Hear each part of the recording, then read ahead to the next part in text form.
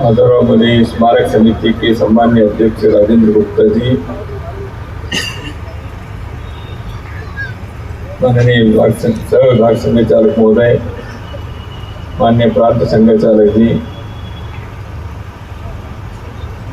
इस कार्यक्रम में सम्मिलित संघ के सभी अधिकारी और विशेषकर स्वयंसेवक कार्यकर्ताओं के परिवार के सभी श्रद्धेय माता भगिनी, कार्यकर्ता बंधुओं, सर्वप्रथम आज से प्रारंभ होने वाली जो दीपावली के त्योहार है, दीपों का उत्सव है, धनतेरस के दिन प्रारंभ होता है। इस दीपावली के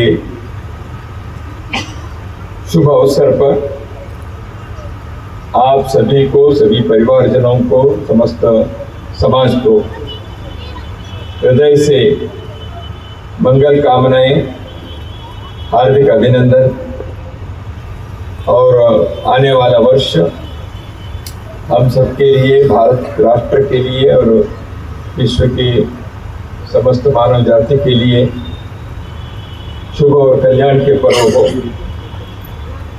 यही मन की कामना मैं व्यक्त करना चाहता हूँ। यहाँ बताया गया कि मैं मार्गदर्शन करूँ, मार्गदर्शन तो करने के लिए मैं नहीं कर रहा हूँ, शुभकामनाएं देने के लिए जरूर मन करता है, इसलिए चार बातें उससे दृष्टि से भी कहूँगा। अभी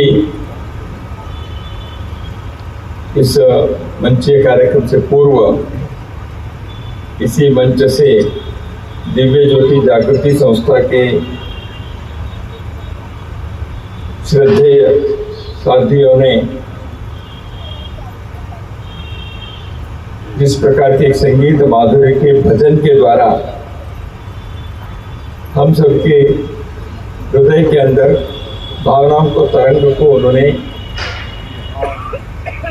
उद्भव कराया। केवल भावनाओं के तरंग नहीं, उन्होंने अपने मस्तिष्क में भी कुछ विचार भी उन्होंने डाला,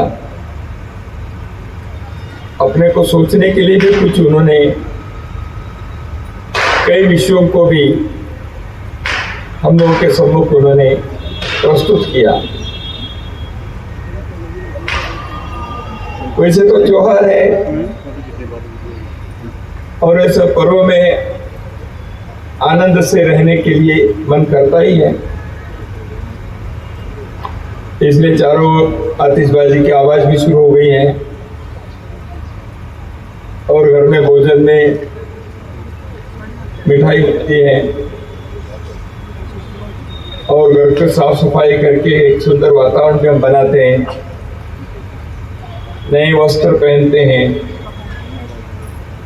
परिचितों को, रिश्तेदारों को जाकर मिलते हैं, शुभकामनाएं बताते हैं। और ये सब करने के लिए हमें जिनकी कृपा, जिनके प्रसाद होता है, ऐसे ईश्वर के, भगवान के, राम जी के, कृष्ण जी के, गोविंद के, किसी के, लक्ष्मी के पूजा भी करते हैं। क्योंकि हम सब जानते हैं, भारत के लोग, ये सभी हमको जो मिला है वो उनकी कृपा है। उनकी कृपा जब तक है तब तक ये सब मिलते रहेंगे, तब तक हम इस धरती पर रहेंगे। तो इसलिए उनकी कृपा से जीने वाले हम सभी लोग आनंद से जीना चाहिए, संतोष की आराधना करनी चाहिए, आस्वादन करनी चाहिए। और वो संतोष केवल अपने पास न रहे, उसको बांटना चाहिए। तो इसलिए हमारे यहाँ कहा गया है, संतोषम जनयेत प्राज्ञः तदेवेश्वर पूजनम। ईश्वर की पूजा कौन से है, क्या है?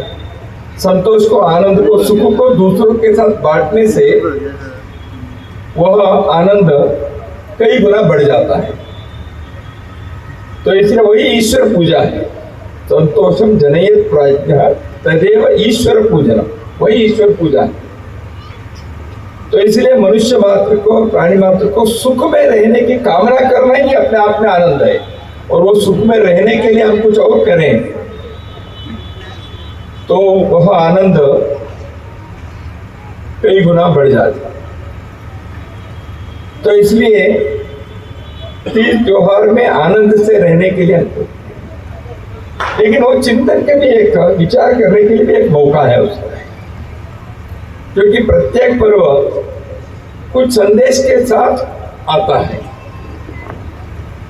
हमारे समाज के हजारों वर्षों के जीवन के अनुभव जो है, सभ्यता के इस धारा में अपने लोग कितने वर्षों से जो इस राष्ट्र जीवन को, समाज जीवन को चलाए हैं, उन्होंने कई बातों को जीवन में स्थापित कर दिया है, उसको सर्वमान्यता मिली है। और उन बातों के संदर्भ में लोग पूरे देश में समान रूप से देखते हैं और वो शाश्वत है, कुछ समय के लिए नहीं है। तो इसलिए इसी को जीवन मूल्य कहते हैं, वैल्यूज ऑफ लाइफ। वैसे मूल्य जो है वो अमूल्य है, उसके कोई मूल्य नहीं दे सकते, लेकिन कहते हैं वो जीवन मूल्य। क्यों कहते हैं जीवन मूल्य? उस मूल्य की रक्षा के लिए जीवन भी देना यदि पड़े तो देना चाहिए। राजा हरिश्चंद्र सत्य के लिए अपने जीवन के सब कुछ दे दिया, क्या नहीं दिया, लेकिन सत्य के उस मूल्य को, सत्य के उस बात को रक्षा करने के लिए, धर्म की रक्षा करने के लिए लोगों ने जीवन के हर प्रकार के बलिदान दिए। आने वाले नवंबर में 26 तारीख को गुरु तेग बहादुर जी के बलिदान के 350 वर्ष होने वाले हैं। गुरु तेग बहादुर जी को इतने वर्षों के बाद भी कैसे हम स्मरण करते हैं? हमारे जीवन के हर कदम पर एक मार्गदर्शन देने वाले। जीवन कैसे था और बलिदान किस लिए देना पड़ा? अपने लिए नहीं, एक शाश्वत मूल्य के, धर्म की रक्षा के लिए, जन कल्याण के लिए, विश्व के मंगल के लिए। तो इसमें कोई समझौता नहीं। तो ऐसे जब विभूति लोग, वो गुरु है, संत है, साधु है, महापुरुष है, उनको देखकर सामान्य लोग भी ऐसे ही जीते हैं। भले ही उनका नाम नहीं होगा, प्रसिद्धि नहीं है, लेकिन उनके स्मरण से, उनके जयंती पुण्यतिथि को मनाकर, पर्व मनाकर जीवन में उस मूल्य के रास्ते पर जाने के लिए प्रयत्न करते हैं। इसलिए यह समाज वही करते आया है। इसलिए ऐसे मूल्य पूरे देश में सदा काल के लिए वह श्रेष्ठ माना गया। ईमानदारी, प्रामाणिकता एक मूल्य है, सत्य एक मूल्य है, प्रेम एक मूल्य है, आत्मीयता है, दान है, सेवा है। यह सब 1000 साल पहले इसकी आवश्यकता थी, आज नहीं है, ऐसे नहीं है। आज इसकी आवश्यकता है, आने वाले 100 वर्ष के बाद इसकी जरूरत नहीं होगी, ऐसा नहीं होता। ये इसके लिए चाहिए, इसके लिए नहीं चाहिए, ऐसा नहीं होता। ये सारे जो है वो किसी के लिए भी, कभी भी, जब तक ये सृष्टि है तब तक उसके श्रेष्ठता है। इसलिए वो जीवन मूल्य है। और वो ऐसे मूल्यों को देने, बताने वाले, संदेश देने वाले एक अवसर होता है। दीपावली के दिन जो आ रहा है, अभी साध्वी जी ने भी उसका स्मरण कराया। भगवान राम 14 वर्ष वनवास पूरा करके सीता मैया और लक्ष्मण जी के साथ अयोध्या प्रवेश करते हैं। तो अयोध्यावासी इतने वर्षों के पश्चात अपने राजकुमार को जो सिंहासन बैठकर राज करना चाहिए था वो वनवास में चले गए। उनके स्वागत में इस अमावस्या के दिन उन्होंने उजाला करके सारे अयोध्या को दीपों से जगमगा दिया। दीपावली अयोध्या में अभी दीपावली के पर्व में कई वर्षों के पश्चात अयोध्या में पिछले कुछ समय से दीपावली के वही आनंद के, वही प्रकाश के, वही उल्लास के, हर्ष के वातावरण बनते जा रहा है। लेकिन केवल अयोध्या में दीपावली नहीं है, भारतीय लोग जहां जहां रहते हैं वहां इस दीपावली को मनाते हैं। न केवल हिंदुस्तान के अंदर, दुनिया में जहां रहते हो सकते, अमेरिका में रहने वाले, कैलिफोर्निया में रहने वाले अपने भारत के लोग वहां कई वर्षों से दीपावली मनाते हैं। हर जगह मनाते हैं, केवल अमेरिका में नहीं है, केवल एक शहर में नहीं। लेकिन उदाहरण के लिए, जानकारी के लिए बता रहा हूं, उन्होंने वहां के सरकार ने भी दीपावली की छुट्टी दे दिया और सरकार के पर्व के नाते वो मना रहे, सरकारी पर्व। कहने का मतलब यह है कि एक दीपावली के संदेश किसी एक जाति, पंथ के लिए नहीं है, सारी मानवता के लिए। अंधकार में प्रकाश लाओ, बाहर के अंधकार में रोशनी लाओ, अंदर के जो अंधकार है उसमें भी प्रकाश लाओ। अभी साथी ने कहा सफाई के बारे में, घर बार के मोहल्ले के हम सफाई करते हैं दीपावली के समय, लेकिन अपने मन के हृदय के अंदर जो कलमश है, दोष है, कचरा है, नफरत है, द्वेष है, दूसरों के प्रति कई प्रकार की जो दुर्भावनाएं हैं, उन बातों को झाड़ू लगाकर इसको साफ करो, फिर से ऊर्जावान बनो, एक ताजगी आए। दीपावली उस प्रकार के संदेश देने के लिए भारत में हर वर्ष हम लोग मनाते हैं। तो इसलिए दीप जलाना वो एक संकेत है, इस अंधकार में प्रकाश लाना। वह प्रकाश अज्ञान को दूर करने वाले ज्ञान का प्रकाश है, अधर्म को दूर करने वाले धर्म का प्रकाश है।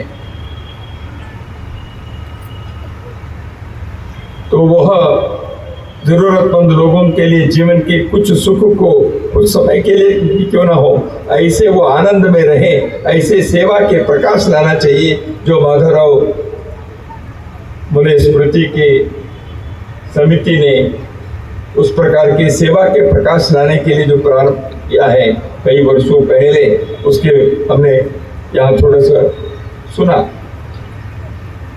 यही तो करना है। आज धनतेरस है, धन त्रयोदशी कहते हैं। धन क्या है हम सब जानते ही हैं। तो धन तो जीवन में आवश्यक है, तो इसलिए आज धनतेरस के भी एक संदेश है, धन की आवश्यकता है। तो अर्थ और काम जीवन में आवश्यक बात है, मनुष्य इसके बिना जी नहीं सकता। जीवन में भौतिक सुख सुविधाएं चाहिए, शरीर के सुख सुविधाएं चाहिए, इसलिए इसको प्राप्त करने के लिए अर्थ चाहिए। तो वो धन जो है कैसे कमाना है, धनार्जन कैसे करना, अर्थार्जन, इसको भी हमारे यहाँ बताया गया। और उसको कैसे व्यय करना है, खर्चा भी कैसे करना, किस लिए करना, ये भी हमारे यहाँ अपने पूर्वजों ने अपने जीवन से इसके बताकर करके उसको बताया है। इसलिए जीवन में धन के अभाव अच्छा नहीं है, क्योंकि धर्म साधना के लिए भी अर्थ चाहिए, आवश्यक है। धर्मस्य मूलम अर्थम कहा गया है। चाणक्य के द्वारा। तो इसलिए अर्थ के अभाव नहीं होना चाहिए, लेकिन अर्थ के प्रभाव भी ज्यादा नहीं होने चाहिए। वो भी कभी कभी जीवन के दिशा को गड़बड़ा देते। पैसे और जिंदगी के संबंध क्या है? एक संत ने एक जगह पर कहा है, पैसे भी चाहिए और जिंदगी भी चलनी चाहिए। समझो, जिंदगी एक नाव है, पैसे नदी है, पानी है। नाव तो जमीन पर नहीं चल सकती, उसके लिए तो पानी चाहिए, नदी चाहिए। तो इसलिए जिंदगी नामक जो नाव है, वो धन नामक जो पानी है, नदी है, उस पर चल सकते। तो इसलिए अर्थ चाहिए, लेकिन वही नदी के पानी यदि नाव के अंदर घुस गया, क्या होता है हम सब समझ सकते हैं। तो जो नाव चलाने के लिए नाव के नीचे रहनी चाहिए वो तो ठीक है, लेकिन वही पानी यदि नाव के अंदर घुस गया तो वो नाव डूब जाता है। धन और जिंदगी, पैसे और जिंदगी के संबंध जो है वो इस प्रकार के। जीवन चलाने के लिए पैसे चाहिए, जीवन के अंदर पैसे घुस गया ज्यादा तो वही जीवन डूब जाता है। तो इस संतुलन को बनाए रखने चाहिए। तो इसलिए संत कबीर ने कहा ना, साईं इतना दीजिए जामे कुटुंब समाए, मैं भी भूखा ना रहूं, साधु भी भूखा ना जाए। मैं भी चल, और मेरे घर के द्वार पर कोई आए, अतिथि आए, साधु आए और कोई आए, तो मैं उनकी सेवा भी कर सकूं, इतना तो चाहिए। तो इसलिए हमारे पूर्वजों ने हर बात को बताया, हर चीज में एक संतुलन है। जीवन के सब प्रकार के सुख चाहिए, लेकिन सुख की एक सीमा होती है, और उस सुख की सीमा यदि पार कर दिया तो वही दुखदायक हो जाता है। तो इसलिए जीवन के इस संतुलन को बनाए रखना, राम जी अपने जीवन में, प्रभु राम ने इस संतुलन को बनाए रखा। उस संतुलन का नाम ही धर्म है। जीवन में धर्म संतुलन का भी नाम है। उस धर्म को निभाना पड़ता है। तो परिवार के लोग हैं, यहाँ बैठे हैं, तो परिवार चलाना है तो संतुलन चाहिए।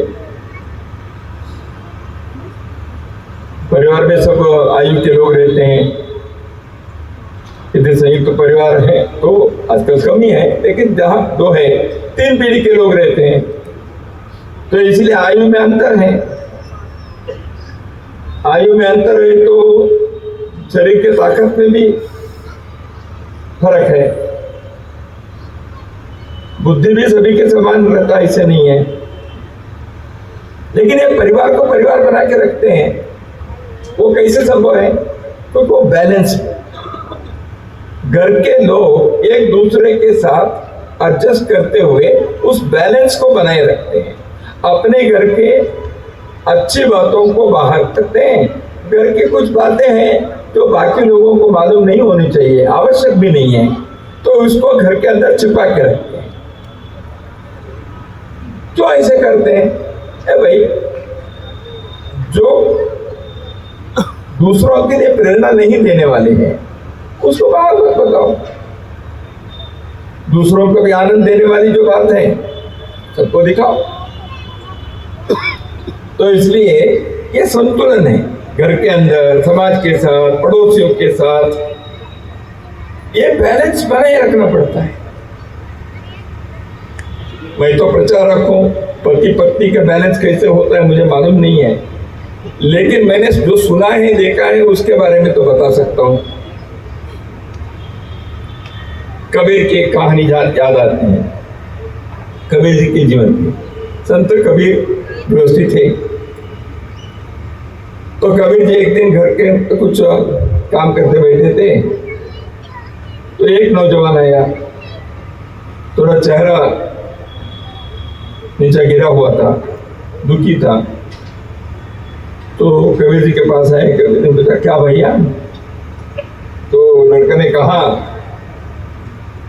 क्या कहूं, शादी हुई है कुछ समय पहले, लेकिन जम नहीं रहा है, दोनों में झगड़े हो रहे हैं। तो क्या हो रहा है पता है उन्होंने, वो कुछ कहती है मुझे पसंद नहीं आता, मैं कुछ कहता हूँ उसको पसंद नहीं, वगैरह वगैरह जो भी है आप लोग ज्यादा जानते हैं। तो ये पता है उसने अपने जो भी दुख दर्द की कहानी है। कबीर जी ने कहा बैठो, तो बैठे। तो कबीर जी के अपनी पत्नी को बताया जरा लालटेन लेके आना जलाकर। दिन का समय था, उजाला था, शाम नहीं था। तो लड़कों को लगा क्यों लालटेन मंगवा रहे हैं, ठीक है, तो सोचा चुप हो गया। तो पत्नी आई, लालटेन वहां जलते हुए लालटेन को रख, तो बात चली। नौजवान के समझ में नहीं आया लालटेन क्यों आया, तो बात तो चलती रही। 2-4 वाक्य के बाद, 1-2 मिनट के बाद कबीर जी ने पत्नी को फिर बुलाया, देखो जरा घर के मेहमान आए हैं, थोड़ा मीठा लाना, कुछ मीठा। तो पत्नी अंदर गई, थोड़ा नमक लेके आई रख। नौजवान देख रहा था तो मीठा नहीं नमक है। लालटेन लाने के लिए कहा तो लालटेन लाई, मिठाई लाने के लिए कहा तो नमक लाए। तो उनको तो अभी सहन नहीं हुआ, उनका तो ये क्या है, मीठे की जगह पर नमक आया।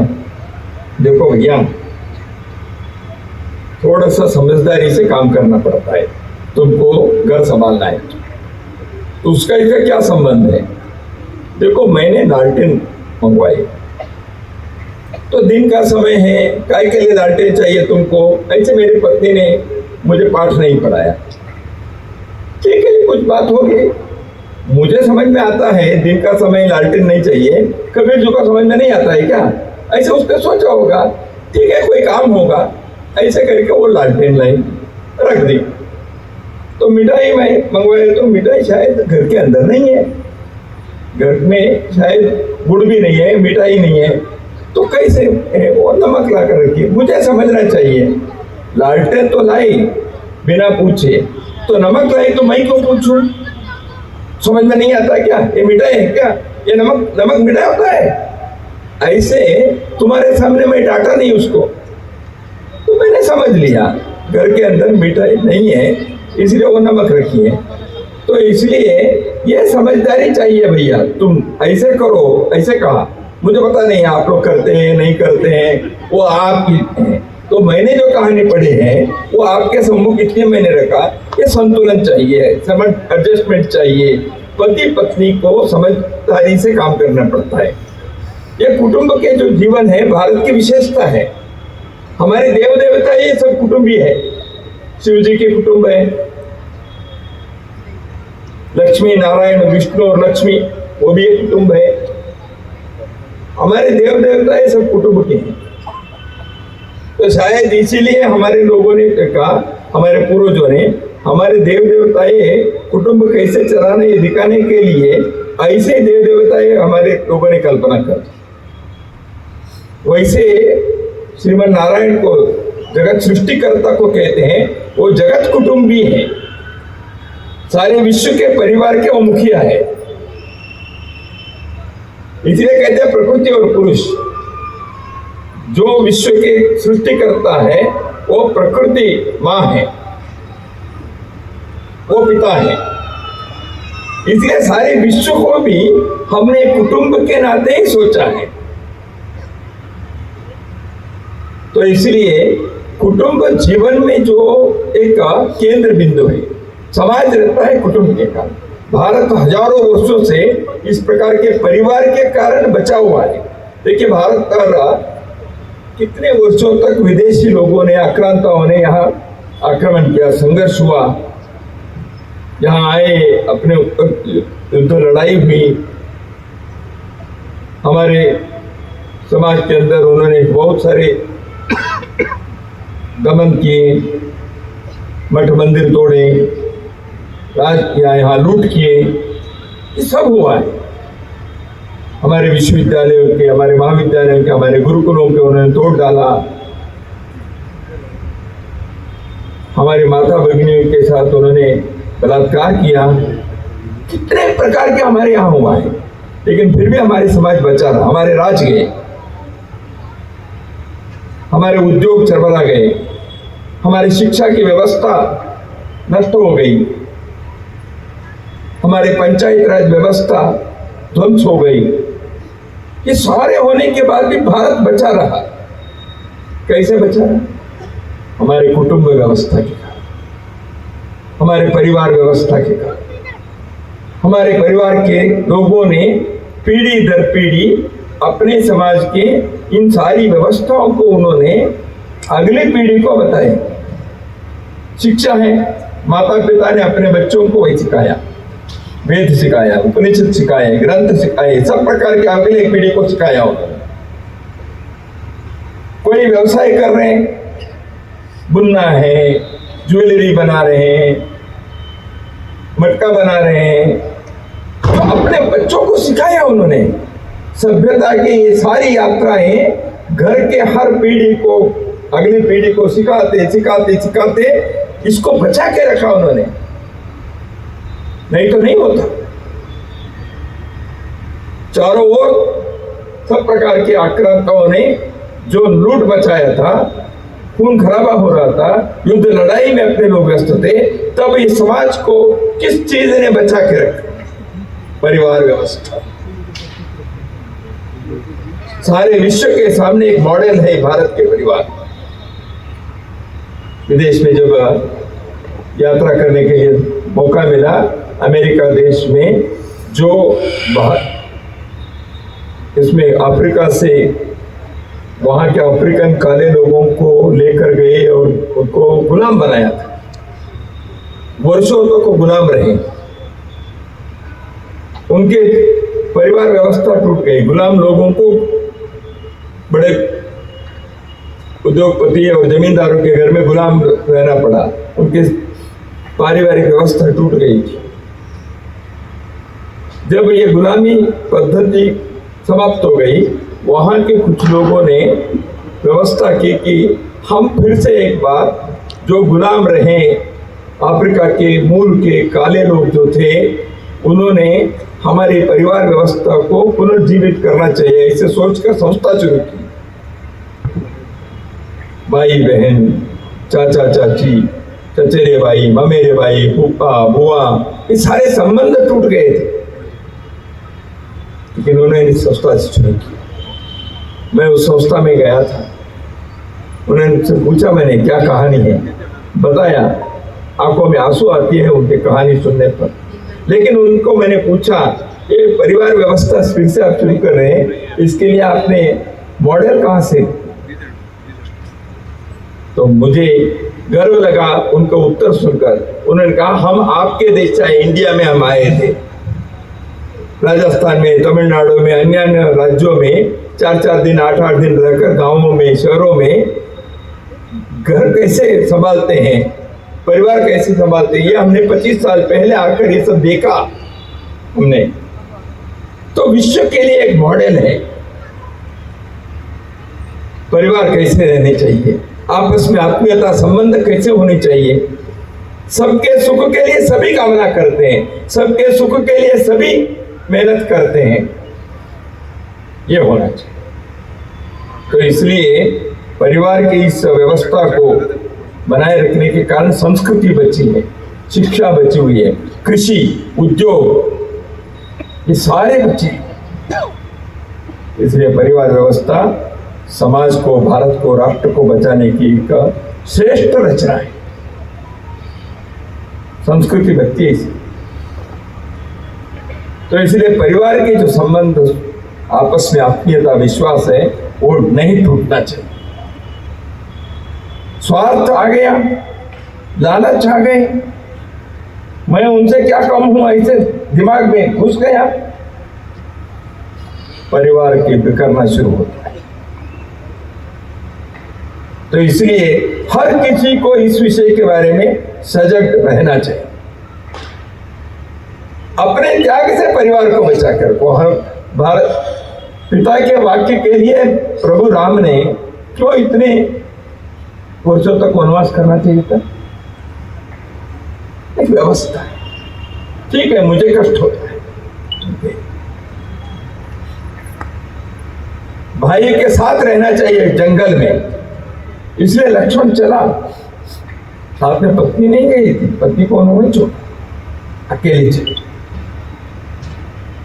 भाई वापस आएगा, सिंहासन पर उनको बैठना चाहिए, इसलिए भरत ने अयोध्या में सिंहासन पर नहीं बैठा, बाहर नंदी ग्राम में रहा। कैसे एक भाई दूसरे भाई को संभालते रहे, कैसे एक भाई दूसरे भाई का समर्थन देते रहे। उन भाइयों के पत्नी जो बहुएं थी घर में, वो कैसे संभाली। ये अपने भारत की संस्कृति की, हमारे इतिहास की प्रेरणा है। तो इसलिए परिवार व्यवस्था को बनाए। परिवार में आनंद है, पड़ोसियों में आनंद है, पड़ोसी धर्म निभाना पड़ेगा। तो इसलिए परिवार के आधुनिक काल में संयुक्त परिवार रहना कई व्यावहारिक कारण से कठिनाई है, लेकिन भावना तो रह सकती है। 4 भाई, 3 भाई, 2 भाई एक साथ नहीं रह सकते, समझो एक ही फ्लैट में, लेकिन मन तो जुड़ सकता है।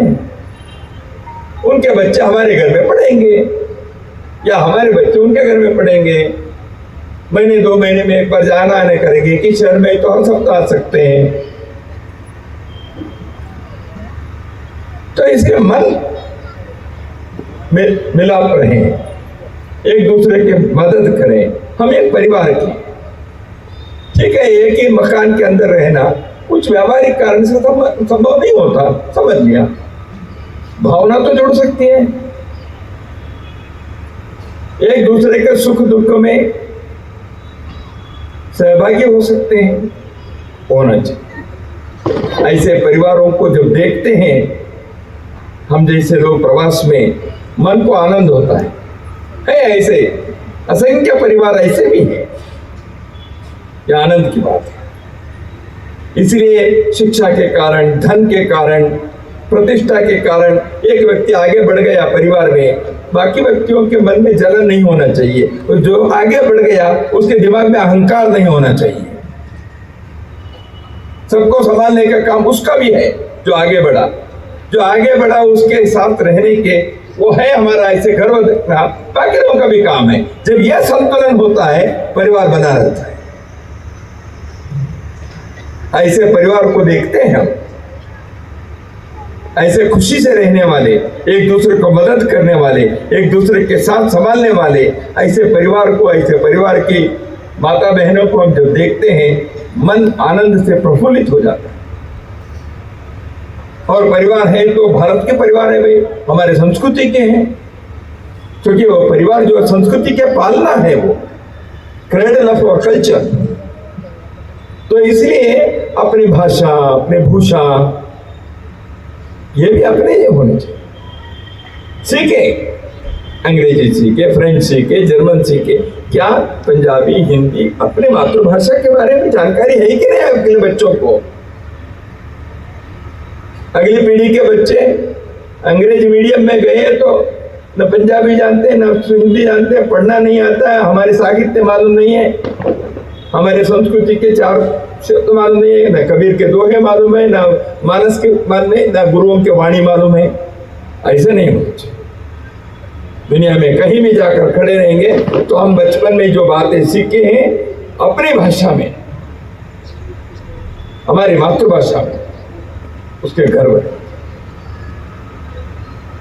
भारत की भाषाओं के जो संपदा है वो विश्व में एक श्रेष्ठ संपदा है। भारत के प्रत्येक भाषा में विश्व स्तर के साहित्य का निर्माण हुआ है। कम नहीं हमारी भाषाएं, वैज्ञानिक शास्त्रीय ढंग से हमारी भाषा है, उसके व्याकरण, उसकी शब्द रचना, उसकी साहित्य श्रेष्ठ है। हमें गर्व होना चाहिए।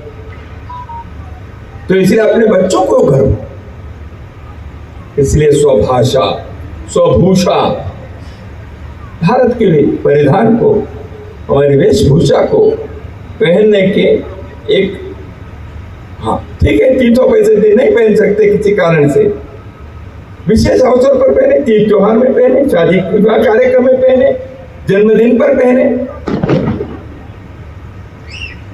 तो हमारे वेशभूषा के बारे में एक गर्व महसूस करना चाहिए हमारा,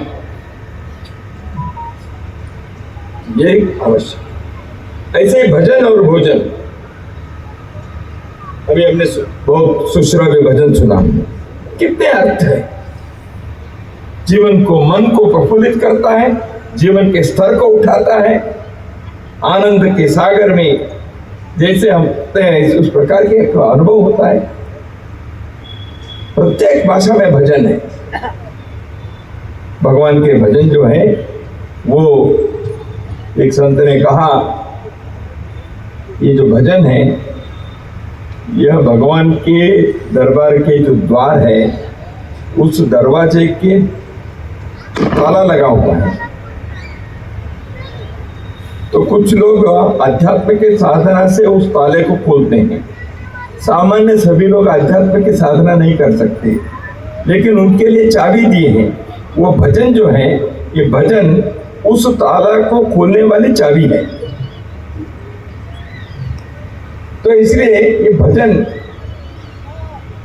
हमें ईश्वर के, भगवान के दरवाजे को खोलने की चाबी होने के कारण वो जतन से रखना भी पड़ेगा, उसको उपयोग भी करना पड़ेगा।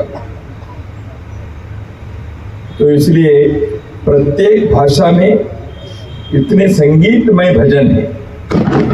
क्या घर के अंदर भजन को सिखाने की कुछ काम, महीने 2 महीने, कभी तीज त्योहार में हमें सब लोग बैठकर कुछ भगवान के नाम ले, स्मरण करें, भजन करें। ऐसे ही भोजन की व्यवस्था, आजकल कई ऐसे हो गए हैं, घर बना रहे हैं, रसोई नहीं है। क्यों भाई, बाहर से खाएंगे, नहीं तो जोमेटो स्विगी आएगा।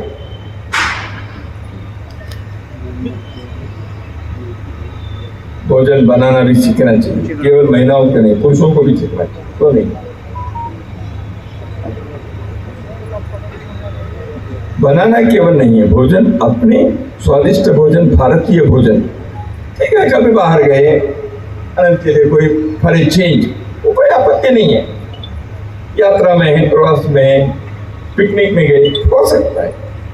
लेकिन भारतीय भोजन न केवल स्वादिष्ट है, आरोग्यपूर्ण है, पूर्ण आहार है। सुबह क्या खाना, रोज को खाना। अपने लोग हर घर में, हर गांव में लोग जानते हैं कौन सी चीज कब खाना, कब नहीं खाना। ये भारतीय भोजन, जैसे भाषा भूषा हो गई, भजन भोजन हो गया, ऐसे भ्रमण और भवन। भवन भी अपने घर कैसे रहने चाहिए, अच्छे उजाला के दिन है, चारों ओर प्रकाश है, लेकिन खिड़की बंद है, कर्टन भी है, एसी है। क्यों चाहिए भाई? तो हम सब बंद करके लाइट लगाते हैं, एसी करते हैं। इसकी आवश्यकता हर जगह है क्या? विचार करना। हमारे भवन के भी कैसे अपने को, भवन की स्वच्छता, भवन के निर्माण और भवन के कैसे उसके व्यवहार, चित्र कौन से हैं भवन की दीवारों पर। तो इन बातों को भी ध्यान में रखना चाहिए, क्योंकि ये वातावरण बनता है अपने मकान की। ऐसे ही भ्रमण की, हम कई प्रकार के खर्चा करते हैं, कपड़े पर करते हैं, गाड़ी नई गाड़ी, स्मार्टफोन नहीं आए तो खर्चा करते हैं, कोई आपत्ति नहीं है, ठीक है, जितना करना संयम से करें। जीवन के सुख को चाहिए लेकिन वो संयम रहे। लेकिन अब भ्रमण भी करना चाहिए। देखने की चीज केवल पिकनिक के नहीं होती, इतिहास को समझने के लिए भ्रमण करें, संस्कृति को देखने के लिए, अनुभव करने के लिए भ्रमण करें, प्रकृति के आनंद के लिए भ्रमण करें, देश को समझने के लिए भ्रमण करें। तो इसलिए शिक्षा, संस्कृति, प्रकृति, इन चीजों के लिए भ्रमण जब करते हैं तो स्कूल कॉलेजों में जितने हमने पढ़ा है उससे कई गुना ज्यादा देश को, समाज को हम समझते हैं, अपने ज्ञानवर्धन भी होता है, आनंद भी मिलता है।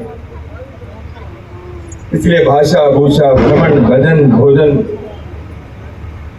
और इन बातों को,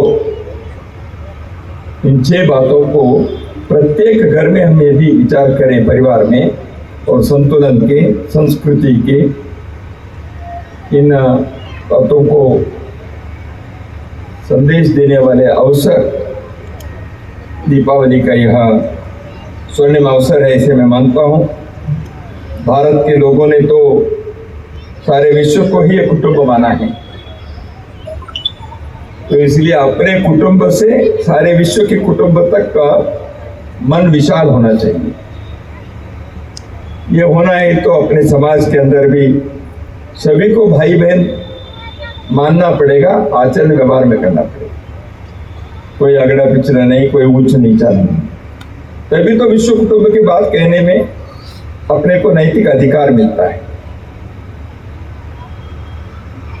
तो हम तो सारी सृष्टि को भी ऐसे मानते हैं, तो प्रकृति को भी ऐसे सोचना पड़ेगा। सूरज हमें देता रोशनी, हवा नया जीवन देती है, लेकिन उस सूर्य के धूप को, हवा को, जल को प्रदूषित कर दिया। भगवान को हमने कभी बिल पेमेंट नहीं किया है। धूप को, कोहरे को, सर्दी को, बारिश को, ये सारे जो भगवान ने दिया है, प्रकृति ने दिया है, कहीं बिल फड़ा है? एक पैसा दिया है ईश्वर को? उसको बचाकर आने वाले पीढ़ियों तक का वो प्रदूषित न हुए, अगली पीढ़ी को भी वो सारी चीज मिलनी चाहिए, तो वो अपने अभी के कर्तव्य है उसको बचाना। जिस कुटुंब के बारे में मैंने चर्चा की, उसको ये सब बताए हुए जो है वो भारत के विचार है, यहाँ की संस्कृति है। उस स्वदेशी जीवन शैली को ये करना पड़ेगा। ऐसे करने वाले हम लोग समाज, उस समाज के संदर्भ में भी विचार, हमारे आचरण व्यवहार से समाज में किसी भी प्रकार के नियम का कभी उल्लंघन नहीं होना चाहिए। समाज जीवन स्वस्थ, आरोग्यपूर्ण होना चाहिए। इसलिए समाज की प्रत्येक व्यवस्था, रचना, वो मंदिर है, सड़क है, पार्क है, बाकी वो मेरे व्यवहार से उसके कोई गड़बड़ नहीं होनी चाहिए। ऐसे एक नागरिक जीवन की कुछ नियमों को, अनुशासन का भी पालन करना चाहिए। तो इसलिए कुटुंब से विश्व कुटुंब होने के लिए ये सारे रास्ते चाहिए। तो उस दृष्टि से हम सभी विचार करें, और दीपावली के इस अवसर पर कुछ चिंतन भी आपके सम्मुख में रखो, ऐसे मेरे मन में आया। पुनः एक बार आप सभी को दीपावली के इस हर्षोल्लास के अवसर पर शत शत मंगल कामनाएं। आपके जीवन सुखी हो, आनंदमय हो, सार्थक हो।